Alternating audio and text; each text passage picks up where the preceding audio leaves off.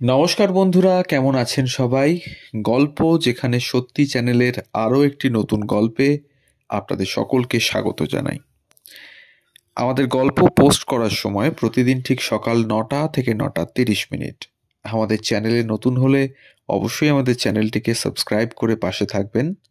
Bell আইকনটিকে press করে নেবেন পরবর্তী গল্প খুব তাড়াতাড়ি আপনাদের কাছে পৌঁছে যাওয়ার জন্য। 1877 সাল। ফোর্ট উইলিয়ামের পাশ দিয়ে বিশাল কালো গাড়িখানা যাচ্ছে গঙ্গার ঘাটের দিকে। গাড়িতে সর্বাধিকারী পরিবারের গৃহবধূ হেমলতা দেবী ও তার শিশুপুত্র। ফোর্ট উইলিয়ামের পাশে ক্যালকাটা ফুটবল ক্লাবের মাঠে সাহেব সেনারা বল নিয়ে দৌড়াদৌড়ি করছে দেখে বছর 8-এর ছেলেটি গাড়ি থামাতে বলে। এগিয়ে যায় খেলা দেখতে। হঠাৎ বলটি একেবারে তার সামনেই এসে পড়ে। গোরা সৈন্যদের দেখেও ভয় না পাওয়া ছেলেটি নিবিষ্ট হয়ে বলটা দেখছিল। ইংরেজদের একজন বলে ওঠে, কিক ইট। হাত থেকে নামিয়ে পায়ে মেরে বলটা ফেরত পাঠায় ছেলেটি। বাঙালির পায়ে সেই প্রথম ফুটবলে শট। 8 বছরের ছেলেটি আর কেউ নয়, নগেন্দ্র প্রসাদ সর্বাধিকারী। পরদিনই হেয়ার স্কুলের বন্ধুদের নিয়ে হৈ হৈ করে ম্যান্টন অ্যান্ড কোম্পানির দোকান থেকে ফুটবল ভেবে রাগবি বল কিনে এনে দাপাদাপি শুরু। ছেলেদের পায়ে রাগবি বল নিয়মকানুন না জেনে দৌড়াদৌড়ি দেখে পাশেই প্রেসিডেন্সি কলেজের শিক্ষক G.A. স্ট্যাক ফুটবলে হাতেখড়ি দেন তাদের। ক্যাপ্টেন হয়েছিলেন নগেন্দ্র প্রসাদই। ইংরেজ শাসনে বাঙালিকে বারবারই ভীতু, দুর্বল, অলস তকমা দেওয়া হয়েছে। এর বিপরীতে নগেন্দ্র প্রসাদ ছিলেন এক বিদ্রোহ। কৈশোর পার করার আগেই বেশ কটি ক্লাব গড়ে তোলেন। বয়েজ ক্লাব ভারতের প্রথম ফুটবল সংগঠন। তার হাত ধরেই গড়ের মাঠে প্রথম বাঙালি ক্লাবের তাঁবু পড়ে। হ্যাঁ, ঠিক ধরেছেন, ওয়েলিংটন ক্লাব। 1887 সালে প্রতিষ্ঠা করেন শোভাবাজার ক্লাব। এই ক্লাবের মাধ্যমেই সারা বাংলা জুড়ে ফুটবলকে জনপ্রিয় করার পরিকল্পনাও নেন। হাওড়াতে বামাচরণ কুণ্ডুর সঙ্গে বন্ধুত্ব করে ফুটবল ম্যাচের আয়োজন করেন। সেই অর্থে ভারতে প্রথম ফুটবল প্রতিযোগিতা ট্রেডস কাপ। 1889 সালে শোভাবাজারে অংশগ্রহণ করে। বাংলায় ফুটবল, তাও সাহেব খেলোয়াড়দের বিরুদ্ধে। নগেন্দ্র আর তার দল তখন বাঙালির ঘুরে দাঁড়ানোর শক্তি। বাংলার লাট সাহেবও খেলা দেখতে এসেছিলেন। সাহস আবেগ থাকলেও পেশাদারিত্বের অভাবে বিদেশের দলগুলোর কাছে হার মানতে হয় প্রথম বছরগুলোয়। কিন্তু 1892 সালে শক্তিশালী ক্লাব ইস্ট সারেকে হারিয়ে দেয় শোভাবাজার। বাঙালি বুঝতে পারে ইংরেজকেও হারানো সম্ভব। অভিনন্দনে ভেসে যান নগেন্দ্র ও তার দল। 1911 সালে মোহনবাগানের শিল্ড জয়ের আগে কোনো বাঙালি ক্লাবের এটাই সবচেয়ে বড় সাফল্য।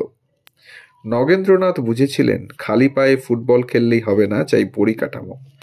1892 সালে Calcutta football club, Dalhousie, Naval volunteers 3 ক্লাবের সঙ্গে আলোচনায় নগেন্দ্রপ্রসাদ ঠিক করেন সর্বভারতীয় শিল্ড আয়োজন করবেন।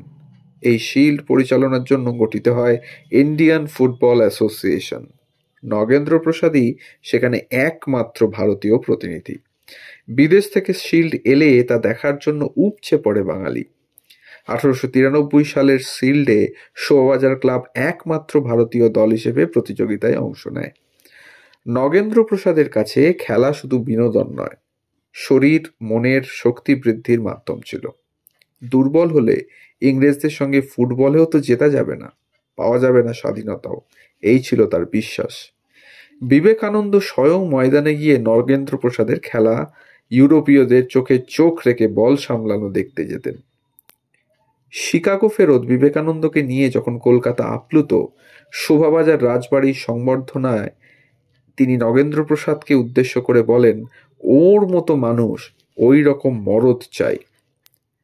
ক্লাবে নিচু জাতের লোককে নেওয়া হচ্ছে বলে অভিযোগ উঠলে নগেন্দ্রপ্রসাদ বলেছিলেন, আমি বুকের রক্ত দিয়ে ক্লাব তৈরি করেছি, বংশ পরিচয় দিয়ে করিনি।